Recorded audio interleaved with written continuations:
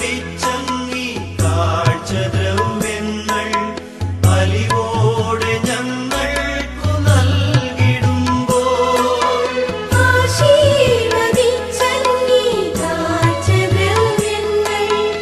അലിവോടെ ഞങ്ങൾക്കു നൽകിടുമ്പോൾ അതു ദിവ്യകാരുണ്യമാണെന്ന വിശ്വാസം ഞങ്ങൾക്കു നല്ല